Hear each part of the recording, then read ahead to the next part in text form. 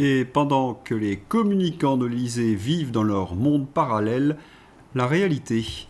L'argentier, le collectionneur et la porcelaine envolée. La folle histoire du vol XXL à l'Élysée. Encore.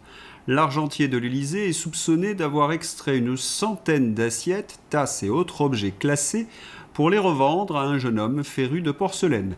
Leur stratagème a duré plus de 2 ans avant leur interpellation cette semaine par les gendarmes.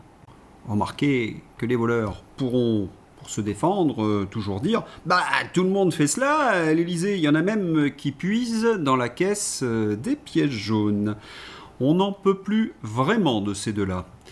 Ça va partir en cacahuète entre le Cornu, le Sénat et l'Assemblée, l'impossible accord budgétaire. La commission mixte paritaire, qui doit réunir vendredi 7 sénateurs et 7 députés dans le but de trouver un consensus sur le projet de loi de finances pour 2027, semble en passe de capoter avant même d'avoir commencé.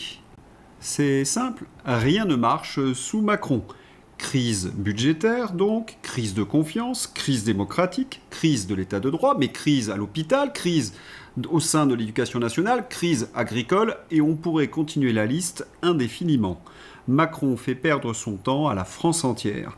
Et certains s'impatientent en haut lieu. François Fillon. À la place du poudré, je tirerai les conséquences de l'état du pays et donnerai ma démission pour ne pas faire perdre 18 mois au pays. Pour résumer l'état d'esprit général en France, Macron fait tes valises. Je l'ai souvent répété dans ses entretiens, Manu pouvait compter jusqu'à présent sur les journalistes que l'on qualifie dans ses entretiens aux ordres.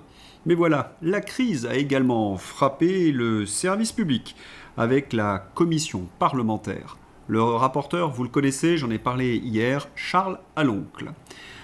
Patrick Cohen a été auditionné par la commission parlementaire et à propos de son édito sur l'assassinat de Thomas Crépol. Je n'ai pas une seule phrase à retirer de cet édito. Le rapporteur lui parle de l'émotion suscitée chez les proches et les parents de Thomas. Il répond « Bolloré, Bolloré, Bolloré ». Ce mec n'a que ce terme à la bouche. Cet échange est complètement lunaire, car on lui reproche justement de ne pas être neutre, d'être un militant, et il nous en fait la démonstration en accusant Bolloré pour justifier ses saletés. Et il oublie quelque chose au passage. Balle tragique à Crépol, Patrick Cohen épinglé par l'Arcom pour ses commentaires dénués de précautions oratoires. Pour que Patou soit épinglé par l'Arcom, c'est qu'il avait fait quelque chose de vraiment dégueulasse. Il avait par exemple présenté à ses lecteurs que la défense des assassins de Thomas, fondée, vous vous en doutez, sur des mensonges, et qu'il avait confondu sciemment, je pose la question, Thomas Perotto et Thomas L. Oui, il y avait bien 2 Thomas. Un parti pris vomitif. Et devant la commission, sous serment, Patrick Cohen a menti. Punaise. Patrick Cohen pris en flagrant délit de mensonge devant la commission sur l'audiovisuel public, à 44 secondes. En revanche, là, presque centaines de manifestants d'ultra-droite, souvent des néo-nationaux socialistes. Et à 2 minutes 08, j'ai mon texte sous les yeux. Il n'y a pas le mot national-socialiste. Et tout cela est payé avec nos impôts sur le service public. Ils pensaient que CNews allait laisser passer cela ? Ah, ce Patou, c'est le journaliste qui déteste le factuel, la réalité. Non, il n'est à l'aise que dans l'idéologie et le mensonge, très socialiste en somme, comme le montre la séquence sur l'enregistrement. Pardon, je vais le répéter tout au long de cette discussion. Je maintiens et je répète que les accusations que vous relayez résultent d'une manipulation, voire d'une falsification, et nous en ferons justice. Monsieur Cohen, je vous entends réclamer l'intégralité du rush. C'est une invitation à l'égard de vos confrères dans l'incorrect. J'imagine qu'ils vous entendent et qu'ils les publieront probablement dans les prochains jours. C'est votre droit. Vous ne m'avez pas répondu à la question sur la justification des méthodes de vos confrères pour les révélations d'enregistrement qui visaient Laurent Wauquiez. Pourquoi, depuis 2018, vous avez changé d'avis ? Est-ce que c'est lié à votre personne ? Et pour rebondir, ce qui va nous mener à une autre question, le 15 septembre dernier, sur le plateau de C'est à vous sur France 5, Vous avez réagi pour la première fois à cette affaire. Et à propos de la vidéo en cause, c'est d'ailleurs ce que vous répétez aujourd'hui devant la représentation nationale. Vous expliquez à propos de la vidéo, je vous cite, ce n'est pas une preuve, c'est un montage. Vous évoquez, je vous cite, 10 points de montage visibles et vous précisez avoir exigé l'intégralité des rushs en vue d'un constat d'huissier. Il y a eu un constat d'huissier, monsieur Cohen. Ce constat d'huissier indique que la vidéo n'était ni truquée, ni falsifiée. Que les 10 points de tronquage n'ont altéré en rien la véracité des propos de monsieur Legrand et de la séquence qui vous filme. Confirmez-vous ces accusations qu'ils sont extrêmement graves? Monsieur le rapporteur, vous me parlez d'un constat d'huissier. Je suppose que vous l'avez consulté ou vous en disposez.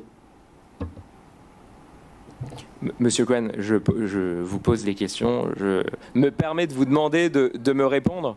Je répondrai à votre question, mais n'inversons pas les rôles. Cette fois-ci, devant la représentation nationale, vous n'êtes pas le journaliste éditorialiste qui a interrogé les invités politiques. Vous êtes là devant les Français pour répondre aux questions des représentants du peuple.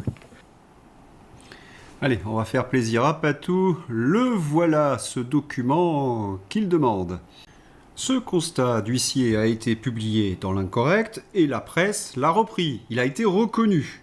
Patrick Cohen, à chaque fois, se prend le mur du réel en pleine face et toujours sur l'enregistrement. Merci, Monsieur le Président. Madame la Présidente, après le Nutri-Score de l'information en 2023, qu'est-il devenu le baromètre du pluralisme? Mais ces gadgets pour gogo ne changent rien à la perception des Français, ni aux faits. Je voudrais revenir sur l'affaire Cohen-Legrand qui a choqué les Français qui, rappelons-le, financent l'audiovisuel public avec leurs impôts sans en avoir le choix.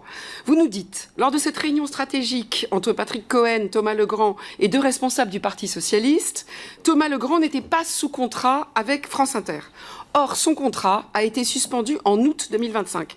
Il était donc bien sous contrat avec France Inter le 7 juillet 2025, date de la rencontre avec les 2 responsables PS.